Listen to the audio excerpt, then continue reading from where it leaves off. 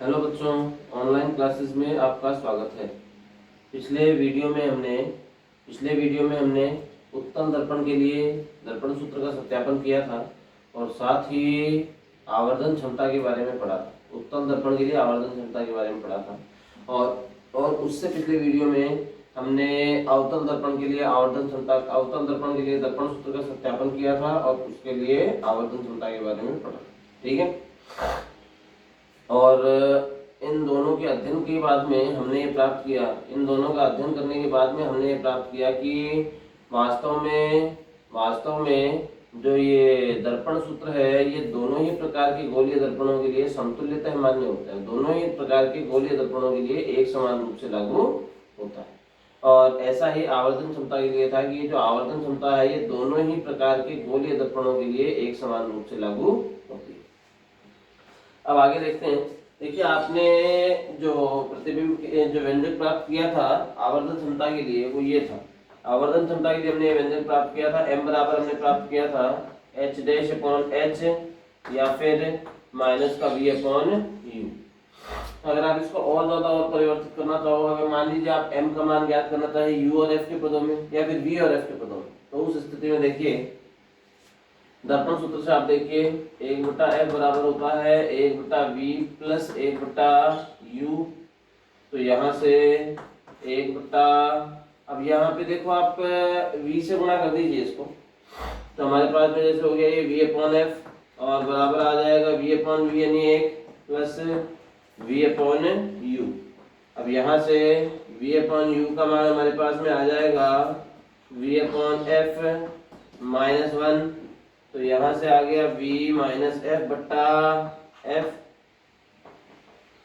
तो v upon u का मान आपके पास में आ गया v माइनस एफ बट्टा एफ और चूंकि m बराबर हमारे पास में था माइनस का v अपॉन u। अब यहाँ से अगर हम देखें तो माइनस और v अपॉन u की वैल्यू हमारे पास में क्या थी v माइनस एफ बट्टा एफ और यहाँ से m बराबर आ जाएगा हमारे पास में माइनस के चिन्ह को अंदर गुणा कीजिए आप, तो f माइनस वी और बट्टा f। एक तो ये तो व्यंजक हो गया हमारे पास में v और f के पदों में। आवर्धन क्षमता का मान है ये v और f के पदों में। अब इसके आगे देखिए हम लोग, अगर इसी प्रकार से आवर्धन क्षमता का मान और देखना है हमें, तो दोबारा से जो आपको दर्पण सूत्र दे रखा है इसको आप देखो u और f के पदों में देख लेते हैं अभी। तो हमारे पास में दर्पण सूत्र तो है 1/f बराबर होता है 1/v प्लस 1/u।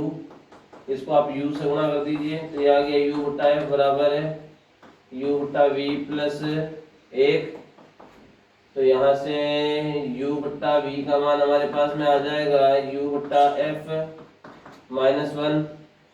तो ये आ गया u माइनस f/f। तो यहाँ से इसको आप क्रॉस मल्टीप्लाई करो, उल्टा कर दो, तो v अपॉन u बराबर हो जाएगा f upon u minus f। अब m बराबर हमारे पास में होता है माइनस का v अपॉन u, तो बराबर माइनस और v अपॉन u की वैल्यू आपने यहाँ पे आपने ज्ञात की है, ये हो गया f upon u minus f। तो यहाँ से m बराबर आ जाएगा हमारे पास में माइनस का अंदर गुणा किया था f upon f minus u। ये स्मॉल m के लिए व्यंजक हो गया f और u के पदों में। ठीक है।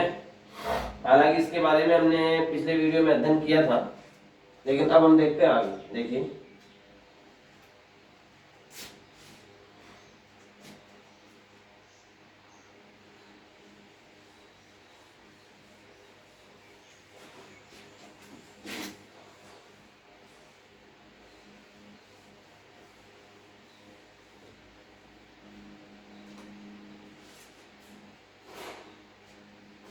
अब यहां से अगर हम देखें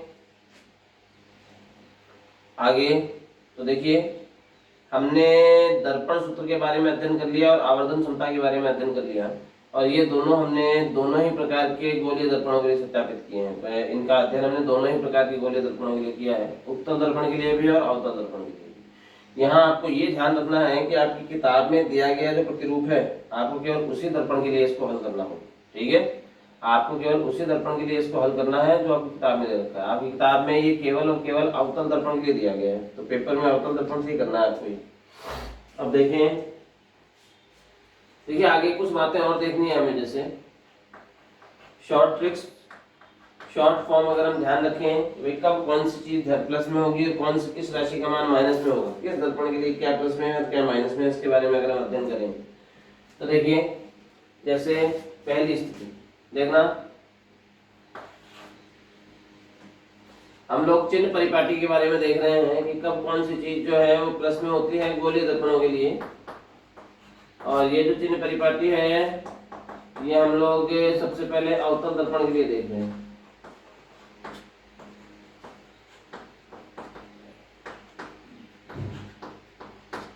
सबसे पहले तो हम लोग अवतल दर्पण के लिए चिन्ह परिपाटी देखेंगे। तो देखिए अवतल दर्पण के लिए जब आप चिन्ह परिपाटी देखते हैं तो इसके बारे में देखने से पहले आप एक बात ये ध्यान रखिए। देखिए एक तो वस्तु को हम हमेशा लेफ्ट साइड में रखते हैं। जब आप वस्तु को हमेशा लेफ्ट साइड में रख रहे हो तो आप ये कह सकते हो कि लेफ्ट साइड वाली जो दूरियां हैं वो माइनस में होती हैं।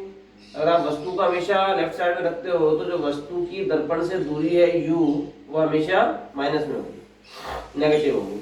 अगर हम वस्तु को लेफ्ट साइड में रखते हैं तो वस्तु की दर्पण से जो दूरी है u वो हमेशा माइनस में होगी, चाहे कोई सा भी दर्पण हो। मतलब आप ये कह सकते हो कि u का मान जो है वो प्रत्येक दर्पण के लिए, चाहे वो समतल दर्पण है, चाहे वो अवतल दर्पण है, चाहे वो उत्तल दर्पण है, प्रत्येक दर्पण के लिए u का मान हमेशा माइनस में होता है।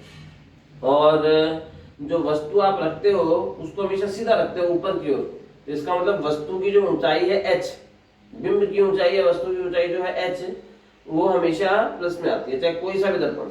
मतलब आप ये कह सकते हो दो चीजें फिक्स हो गई, एक तो u का मान हर एक प्रकार के दर्पण के लिए माइनस में होता है और एक h का मान प्रत्येक प्रकार के दर्पण के लिए प्लस में होता है। बाकी राशियों के मान स्थिति के अनुसार चेंज हो सकते हैं। अब देखो आपने अवतल दर्पण के लिए प्रतिबिंब निर्माण पढ़ा था और हमने अवतल दर्पण से बनने वाले प्रतिबिंबों के बारे में पढ़ा था, देखा था हमने प्रतिबिंब किरण आरेख बना के देखे थे कि प्रतिबिंब कब कहाँ बनता है।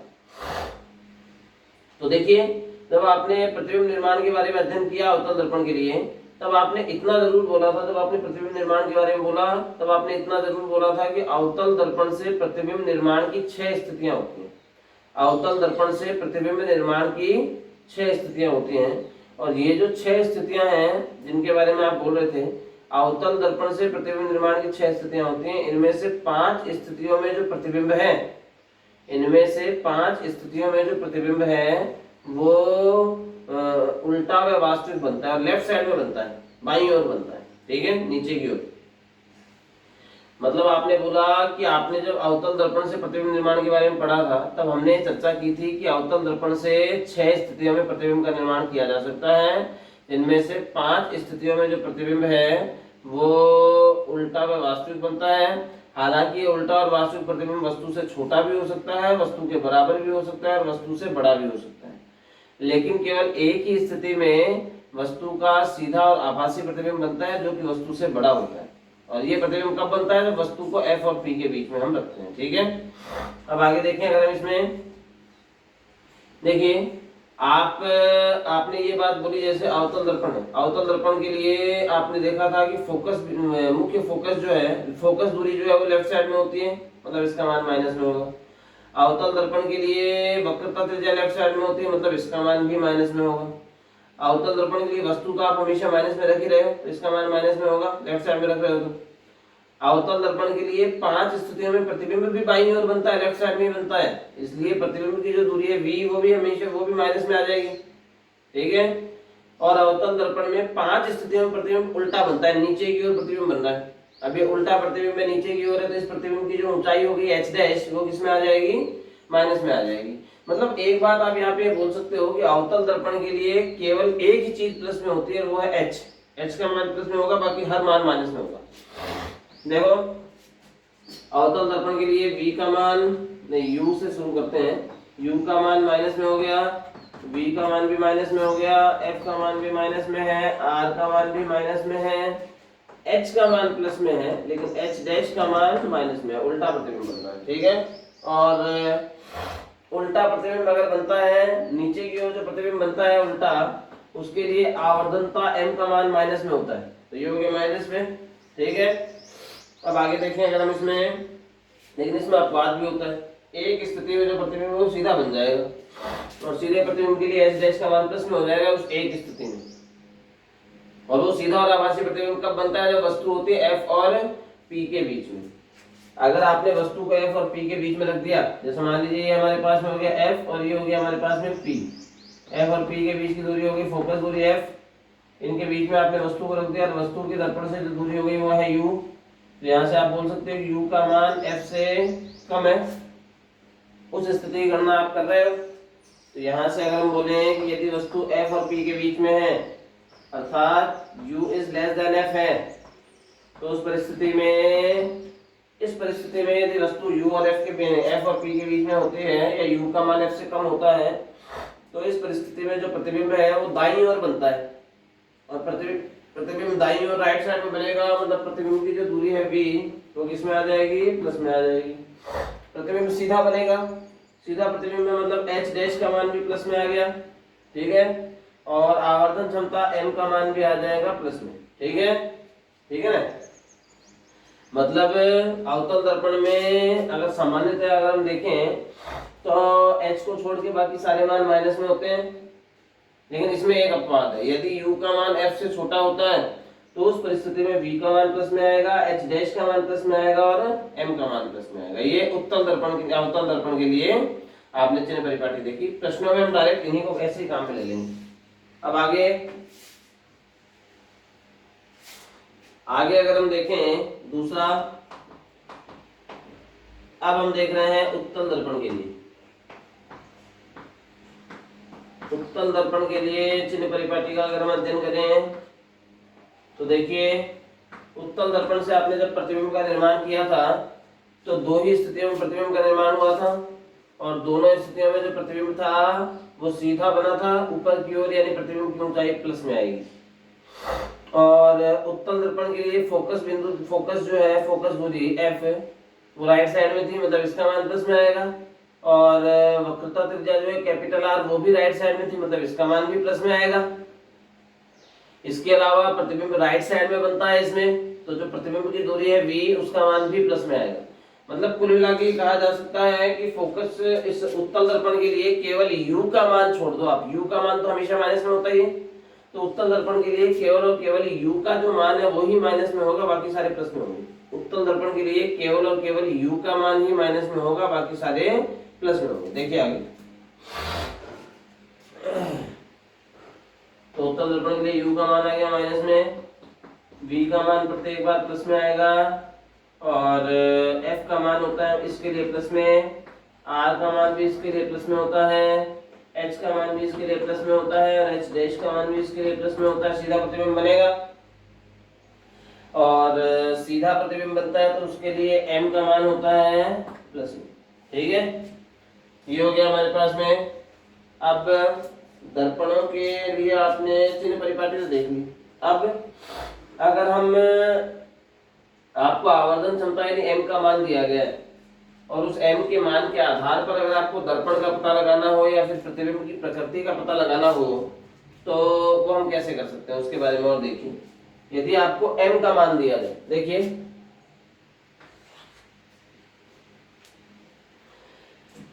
आपने बोला कि यहाँ पे m का मान प्लस में है, कब, जब h डैश प्लस में है। h डैश यानी प्रतिबिंब की ऊंचाई प्लस में कब होगी, जब प्रतिबिंब सीधा बनेगा, ऊपर की ओर बनेगा। मतलब आप ये बोल सकते हो कि सीधा प्रतिबिंब अगर बनता है, सीधा या आभासी प्रतिबिंब अगर बनता है तो उसके लिए m का मान होता है प्लस में, और अगर m का मान माइनस में, इसका मतलब h डैश माइनस में, मतलब प्रतिबिंब जो है वो उल्टा बन रहा है, तो उल्टा और वास्तविक प्रतिबिंब जो है उसके लिए m का मान माइनस में होता है, ठीक है। तो यहाँ से यही हमें देखना है। यदि आपको मान लीजिए स्मॉल m जो है आवर्धन क्षमता ये पॉजिटिव दे रखी है, तो यदि उस स्मॉल m का मान प्लस में है, स्मॉल m का मान प्लस में है तो h डैश प्लस में होगा, मतलब प्रतिबिंब सीधा बनेगा। और सीधे प्रतिबिंब का मतलब क्या हो गया, आभासी प्रतिबिंब प्राप्त हो रहा है, ठीक है ना। तो यदि m का मान प्लस में है तो प्रतिबिंब सीधा व आभासी होगा, सीधा व आभासी होगा।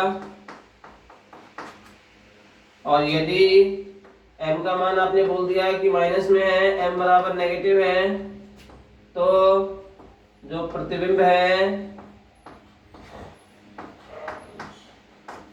वो उल्टा व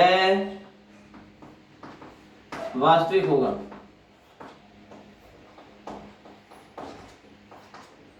यहां से तो आपको m पे जो दिया गया चिन्ह है उससे प्रतिबिंब की प्रकृति का पता चल गया। अभी आपको मान नहीं पता, m के मान नहीं देखे अभी हमने अभी केवल इसकी प्रकृति चिन्ह देखे हैं। यदि m का मान माइनस में है तो इसका मतलब प्रतिबिंब उल्टा और वास्तविक है, और यदि m का मान प्लस में है तो इसका मतलब प्रतिबिंब सीधा व आभासी। आगे आगे अगर हम देखें इसमें तीसरी परिस्थिति, अब m के मान के आधार पर हम देखें, m के मान के आधार पर हम देखें, यदि m का जो मान है, यदि जो m का मान है वो 1 से छोटा है, यदि m का मान 1 से छोटा है तो उस परिस्थिति में जो प्रतिबिंब है, यदि m का मान 1 से छोटा है तो उस स्थिति में जो प्रतिबिंब है वो वस्तु से छोटा बनेगा।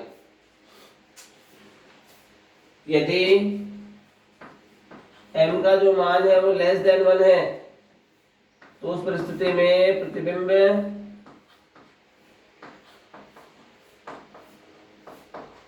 छोटा होगा, वस्तु से छोटा होता है प्रतिबिंब। ठीक है।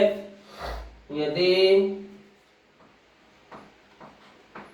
m का मान ग्रेटर देन 1 है तो उस परिस्थिति में जो प्रतिबिंब है वो वस्तु से बड़ा होगा। यदि m का मान 1 से बड़ा है तो जो प्रतिबिंब है वो वस्तु से बड़ा होगा। और यदि m का मान बराबर है 1 के तो उस परिस्थिति में जो प्रतिबिंब प्राप्त हो रहा है हमें वो वस्तु के बराबर का प्राप्त होगा। प्रतिबिंब वस्तु के बराबर हो जाएगा, बराबर ऊंचाई का होगा। यहाँ पे आपको ये ध्यान रखना है, m का मान अगर प्लस में है तब तो प्रतिबिंब सीधा और आभासी, माइनस में है तो इसका मतलब है प्रतिबिंब उल्टा और वास्तविक है। अगर m का मान 1 से छोटा है तो प्रतिबिंब वस्तु से छोटा प्राप्त होगा। यदि m का मान 1 से बड़ा है तो प्रतिबिंब वस्तु से बड़ा प्राप्त होगा। यदि m का मान 1 के बराबर है तो प्रतिबिंब वस्तु के बराबर का प्राप्त होगा। अब यहाँ पे इसको किसी प्रश्न के लिए लागू कैसे किया जाएगा उसके बारे में और देख लीजिए आप, उसके बारे में और चर्चा करते हैं। जैसे मान लीजिए आपको ये दे रखा है कि m का मान जो है माइनस में 1.5 है। अब यदि m का मान माइनस में 1.5 है तो देखो अगर आपको m का मान माइनस में 1.5 दे रखा है, अब m का मान पहली बात तो देखो माइनस में है, m का मान माइनस में है ना, और m का मान माइनस में तो इसका मतलब क्या हुआ, जो प्रतिबिंब है वो कैसा बनेगा, उल्टा और वास्तविक बनेगा। और उल्टा और वास्तविक प्रतिबिंब केवल कौन से दर्पण के लिए प्राप्त हो सकता है, हमें अवतल दर्पण से प्राप्त हो सकता है। मतलब पहली बात तो ये स्थिति स्पष्ट हो गई कि जो दर्पण है वो कैसा होगा, अवतल दर्पण होगा। अब कौन सी स्थिति में प्रतिबिंब बनेगा, छोटा बनेगा बड़ा बनेगा वो नहीं पता अभी, लेकिन हमें ये पता चल गया कि प्रतिबिंब उल्टा और वास्तविक है, जो कि केवल और केवल अवतल दर्पण से ही प्राप्त हो सकता है। आगे अगर हम चर्चा करें इसमें तो m का मान माइनस में 1.5 हो गया। अब आगे अगर हम देखते हैं इसमें, देखिए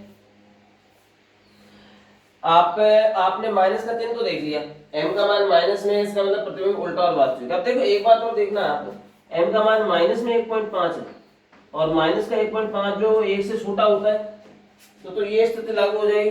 लेकिन ये ध्यान रखना आप, इसके दो भाग होते हैं, एक तो होता है ये चिन्ह वाला भाग, ये जो चिन्ह वाला भाग ये प्रतिबिंब की प्रकृति देखने के लिए काम में आता है। ये कि भाई m का मान माइनस में है तो प्रतिबिंब उल्टा और वास्तविक होगा, और m का मान प्लस में है तो प्रतिबिंब सीधा और आभासी होगा। अब आपने चिन्ह देख लिया, चिन्ह के आधार पे आपने प्रतिबिंब की प्रकृति पता कर ली, लेकिन अब ये जो बचा हुआ है ये केवल आंकिक मान देखना है, केवल 1.5 देखना है ताकि आपको आकार पता चले। मतलब ऋणात्मक चिन्ह जो है केवल प्रकृति देखने में काम में लेना, ये अलग बिंदु है, और ये जो इसका मान है आंकिक मान, ये एक अलग बिंदु है, ये अलग प्रारूप हमें बताता है। तो इन दोनों को एक साथ में नहीं देखना है। माइनस में 1.5 का मतलब माइनस से आप अलग मान प्राप्त कर रहे हो, अलग बातें प्राप्त कर रहे हो माइनस के चिन्ह से, ऋणात्मक चिन्ह से आप इसकी प्रकृति प्राप्त कर रहे हो, उल्टा और वास्तविक प्रतिबिंब है, और इसका जो आंकिक मान है 1.5, इससे आप प्राप्त करोगे कि इसका आकार कैसा होगा। और देखो ऋणात्मक चिन्ह से तो आपने बोल दिया कि प्रतिबिंब उल्टा और वास्तविक है, और इसका आंकिक मान हो गया 1.5, और ये आंकिक मान 1.5 जो 1 से बड़ा है, 1 से बड़ा है तो इसका मतलब है तो जो प्रतिबिंब होगा वो वस्तु से बड़ा प्राप्त होगा। जो प्रतिबिंब है वो वस्तु से बड़ा प्राप्त होगा। मतलब हम ये कह सकते हैं कि इस स्थिति में m का मान माइनस में है, इसका मतलब है प्रतिबिंब उल्टा है, वास्तविक है, और 1.5 यानी 1 से बड़ा मान दे रखा है m का, तो इसका मतलब है कि प्रतिबिंब वस्तु से बड़ा। मतलब इस स्थिति में आप m का मान यदि आपको दे रखा है माइनस में 1.5, यदि आपको मान दे दिया m का मान माइनस में 1.5 दे रखा है, तो इसका मतलब है कि प्रतिबिंब उल्टा वास्तविक व वस्तु से बड़ा है। प्रतिबिंब उल्टा वास्तविक व वस्तु से बड़ा है यदि m का मान आपको 1.5 माइनस में दे रखा है। तो अब ये दर्पण कौन सा हो सकता है? आपने बोला कि जो प्रतिबिंब है वो उल्टा और वास्तविक है, और उल्टा और वास्तविक प्रतिबिंब जो है, उल्टा और वास्तविक प्रतिबिंब जो है वो केवल और केवल कौन से दर्पण के लिए बन सकता है? उल्टा और वास्तविक प्रतिबिंब जो है वो केवल और केवल कौन से प्रकार के दर्पणों के लिए बन सकता है? अवतल दर्पण के लिए। और उसमें भी उल्टा और वास्तविक कैसा प्रतिबिंब? वस्तु से बड़ा। तो वस्तु से बड़ा प्रतिबिंब कब प्राप्त हुआ था? उल्टा और वास्तविक प्रतिबिंब जो कि वस्तु से बड़ा था वो कब प्राप्त हुआ था? जब या तो वस्तु सी और एफ के बीच में थी, और या फिर वस्तु कहाँ थी? एफ पर थी। दो स्थितियों में उल्टा, वास्तविक और बड़ा प्रतिबिंब हमें प्राप्त हुआ था। जब वस्तु सी और एफ के बीच में थी, या फिर जब वस्तु एफ पर थी। इन दो स्थितियों में हमें उल्टा, वास्तविक और वस्तु से बड़ा प्रतिबिंब प्राप्त हुआ था। मतलब ये जो मान है, जैसे आपने बोल दिया m का मान माइनस में 1.5, तो इसमें हम ये बोल सकते हैं कि m का मान माइनस में 1.5 है, तो इसमें आप ये बोल सकते हो प्रतिबिंब उल्टा और वास्तविक है, और 1.5 का मतलब है कि प्रतिबिंब वस्तु से बड़ा है। और ये स्थिति दो रूपों में लागू हो सकती है, दो ही स्थितियों में ऐसा हो सकता है। एक तो जब वस्तु सी और एफ के बीच में रखी हुई होगी, और दूसरा जब वस्तु एफ पर रखी हुई होगी। दो स्थितियों में हो गया। अब मान लीजिए आपको m का मान जैसे बोल दिया जाता है कि m का मान हमारे पास में है माइनस में 1, तो पहले तो आप ऋणात्मक चिन्ह देखो, और ऋणात्मक चिन्ह से इसकी प्रकृति पता चलती है कि ये जो प्रतिबिंब है कैसा है? उल्टा और वास्तविक है। और उल्टा और वास्तविक प्रतिबिंब है। अब ऋणात्मक चिन्ह देखने के बाद में इसका आंकिक मान देखो 1।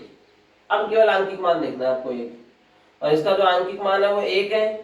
और यदि m का मान 1 के बराबर होता है तो जो प्रतिबिंब है वो वस्तु के बराबर का प्राप्त होता है। मतलब यहाँ पे आप ये बोल सकते हो कि ये जो प्रतिबिंब है ये उल्टा है, वास्तविक है, और वस्तु के बराबर का। प्रतिबिंब उल्टा है, वास्तविक है, और वस्तु के बराबर का है। और ऐसा कौन से दर्पण के लिए हो सकता है? पहली बात तो उल्टा और वास्तविक प्रतिबिंब तो केवल अवतल दर्पण से ही प्राप्त होता है। मतलब हम ये कह सकते हैं कि ये अवतल दर्पण है। पहली बात तो ये कि ये अवतल दर्पण है। उल्टा वास्तविक प्रतिबिंब जो है वो अवतल दर्पण के लिए प्राप्त होता है, तो ये एक अवतल दर्पण है। और अवतल दर्पण में भी वस्तु के बराबर का उल्टा और वास्तविक प्रतिबिंब कब प्राप्त होता है? तो अवतल दर्पण से उल्टा, वास्तविक और वस्तु के बराबर का प्रतिबिंब कब प्राप्त होता है? जब वस्तु को कहाँ रखते हैं हम लोग? सी पर रखते हैं। जब वस्तु को सी पर रखा जाएगा तो जो प्रतिबिंब होगा वो उल्टा होगा, वास्तविक होगा, और वस्तु के बराबर का होगा। ठीक है, तो ये अवतल दर्पण के लिए है। और इसका मतलब ये हुआ कि वस्तु जो प्रतिबिंब है वो उल्टा है, वास्तविक है, और वस्तु के बराबर का है। ये कौन सी स्थिति में लागू हो सकता है, मान्य हो सकता है? जब वस्तु कहाँ पे होगी? सी पर रखी हुई होगी। इसके अलावा मान लीजिए आपको m का मान जैसे बता दिया जाए माइनस में 0.33, तो पहले तो आप ऋणात्मक चिन्ह देखो। ऋणात्मक चिन्ह से हमें पता चल रहा है कि जो प्रतिबिंब है वो उल्टा और वास्तविक है। अब आंकिक मान है 0.33 जो कि 1 से छोटा है, और यदि m का मान 1 से छोटा होता है तो जो प्रतिबिंब प्राप्त हो रहा है वो वस्तु से छोटा होगा। मतलब हम ये कह सकते हैं कि जो प्रतिबिंब है वो उल्टा है, वास्तविक है, और वस्तु से छोटा प्रतिबिंब है। और पहली बात तो ये कि दर्पण कौन सा हो सकता है? तो केवल अवतल दर्पण से ही उल्टा और वास्तविक प्रतिबिंब प्राप्त होता है, तो ये एक अवतल दर्पण है। ये एक अवतल दर्पण है जिसके लिए वस्तु को आपने इस प्रकार से रख रखा है कि उसका जो प्रतिबिंब है, ये पहली बात तो अवतल दर्पण है, और इससे प्राप्त होने वाला जो प्रतिबिंब है ये उल्टा है, वास्तविक है, और वस्तु से छोटा है। अब वस्तु से छोटा, उल्टा व वास्तविक प्रतिबिंब अवतल दर्पण के लिए कौन सी स्थिति में प्राप्त हो सकता है, उसके बारे में हम लोग अध्ययन करेंगे, विचार करें। अगर वस्तु से छोटा, उल्टा और वास्तविक प्रतिबिंब अवतल दर्पण के लिए दो स्थितियों में प्राप्त होते हैं। जब आपने वस्तु को अनंत पे रखा था, तो जब वस्तु को अनंत पे रखा था तो उल्टा और वास्तविक प्रतिबिंब प्राप्त हुआ था वस्तु से छोटा। और दूसरा, जब आपने वस्तु को अनंत और सी के बीच में रखा था, तो तब भी जब आपने वस्तु को अनंत और सी के बीच में रखा था तब भी जो प्रतिबिंब था वो वस्तु से छोटा प्राप्त हुआ था, उल्टा और वास्तविक प्राप्त हुआ था। दो स्थितियों में आप बोल सकते हो कि ये स्थिति कब मान्य होगी, ये स्थिति कब मान्य होगी, जब वस्तु या तो अनंत पे रखी हुई होगी या फिर अनंत और सी के बीच में रखी हुई होगी, ठीक है। और ये अवतल दर्पण के लिए मान्य है। अब इसके बाद में m का मान हमने जैसे बोल दिया यहाँ पे, m का मान जैसे आपने बोल दिया यहाँ पे प्लस 1.5 प्लस में दे दिया आपको। पहली बात तो देखो m का मान किसमें दे रखा है आपको, प्लस में, और m का मान प्लस में है, इसका मतलब क्या होगा कि जो प्रतिबिंब है वो कैसा होगा, प्रतिबिंब होगा सीधा और आभासी, और 1.5 का मतलब है 1 से बड़ा मान है, तो इसका मतलब हुआ प्रतिबिंब जो है वस्तु से बड़ा प्राप्त होगा। तो इसका मतलब आप बोल सकते हो कि m का मान प्लस में 1.5 होने का अर्थ ये हुआ कि प्रतिबिंब सीधा है, आभासी है और वस्तु से बड़ा है। प्रतिबिंब सीधा है, आभासी है और वस्तु से बड़ा है। और वस्तु से बड़ा, सीधा और आभासी प्रतिबिंब कौन से दर्पण के लिए प्राप्त होता है, देखिए समतल दर्पण के लिए तो हमेशा वस्तु के बराबर का सीधा आभासी प्रतिबिंब प्राप्त होता है, लेकिन यहाँ तो वस्तु से बड़ा प्रतिबिंब चाहिए, सीधा और आभासी वस्तु से बड़ा प्रतिबिंब चाहिए, तो ये समतल दर्पण तो नहीं हो सकता। अब उत्तल दर्पण से हमेशा वस्तु से छोटा सीधा और आभासी प्रतिबिंब प्राप्त होता है, लेकिन हमें यहाँ पे वस्तु से बड़ा सीधा और आभासी प्रतिबिंब दिया गया, इसका मतलब ये उत्तल दर्पण भी नहीं हो सकता। तो ये कौन सा दर्पण है, ये अवतल दर्पण है। और इस अवतल दर्पण से आपको जो प्रतिबिंब प्राप्त हो रहा है वो सीधा है, आभासी और वस्तु से बड़ा है। और अवतल दर्पण के लिए एक ही स्थिति में सीधा और आभासी प्रतिबिंब बनता है, और वो कब, जब वस्तु को F और P के बीच में रखते हैं। तो मतलब ये कहा जा सकता है कि यहाँ पे जो वस्तु है वो F और P के बीच में रखी हुई है, ठीक है। आगे यदि मान लीजिए m का जो मान है वो हमारे पास में 1 के बराबर दे रखा है। अब m का मान 1 के बराबर है, प्लस में है, पहली बात तो m का मान प्लस में होने का अर्थ क्या हो गया, m का मान प्लस में होने का अर्थ है कि प्रतिबिंब जो सीधा और आभासी होगा, और 1 के बराबर होने का अर्थ हुआ कि m का मान जो है प्रतिबिंब के बराबर है, मतलब वस्तु प्रतिबिंब जो है वो वस्तु के बराबर प्राप्त हो रहा है, ठीक है ना, वस्तु के आकार का प्रतिबिंब प्राप्त हो रहा है। तो आप क्या बोल सकते हैं कि यहाँ पे जो प्रतिबिंब है वो सीधा है, आभासी है और वस्तु के बराबर का है। यहाँ पर जो प्रतिबिंब है वो सीधा है, आभासी है और वस्तु के बराबर का है। तो अब ऐसा कौन सा दर्पण हो सकता है जिसके लिए सीधा, आभासी और वस्तु के बराबर प्रतिबिंब प्राप्त होता है, ऐसा दर्पण था समतल दर्पण। समतल दर्पण से प्रत्येक स्थिति में सीधा, आभासी और वस्तु के बराबर का प्रतिबिंब प्राप्त होता है, तो ये समतल दर्पण है। अब वस्तु को चाहे कहीं पे भी रख दो आप, उसके लिए m का मान इतना ही रहेगा समतल दर्पण के लिए। अगर m का मान है हमारे पास में 0.3, तो पहली बात तो ये प्लस में है, तो इसका अर्थ हो गया कि जो प्रतिबिंब है वो सीधा और आभासी हो गया, और m का मान 0.3 है, आंकिक मान, जो कि 1 से छोटा हो गया। मतलब आप ये बोल सकते हो कि जो प्रतिबिंब वस्तु से छोटा है। तो ये जो दर्पण है इसके लिए, इससे आप क्या प्राप्त कर सकते हो m के इस मान से, कि प्रतिबिंब सीधा है, आभासी है और वस्तु से छोटा हो गया। प्रतिबिंब सीधा है, आभासी है और वस्तु से छोटा है, मतलब ये कौन सा दर्पण हो सकता है, ऐसा कौन सा दर्पण है जिससे सीधा, आभासी और वस्तु से छोटा प्रतिबिंब प्राप्त होता है। समतल दर्पण से तो सीधा, आभासी और वस्तु के बराबर का प्रतिबिंब मिलेगा, और उत्तल दर्पण से सीधा, अवतल दर्पण से सीधा, आभासी और वस्तु से बड़ा प्रतिबिंब मिलेगा। केवल एक ही दर्पण है जिससे प्रत्येक स्थिति में सीधा, आभासी और वस्तु से छोटा प्रतिबिंब प्राप्त होता है। अब अगले वीडियो में हम इसके आगे चर्चा करेंगे, लेकिन उससे पहले आपको ये, आप इन परिस्थितियों को थोड़ा सा देख लेना, ताकि इससे आगे जब हम आंकिक प्रश्नों को हल करें तो हमें कोई दिक्कत ना हो। आंकिक प्रश्नों, अगले वीडियो में हम इससे संबंधित आंकिक प्रश्नों को हल करेंगे, तो उसके लिए आप इन प्रारूपों को ध्यान में रखना। धन्यवाद।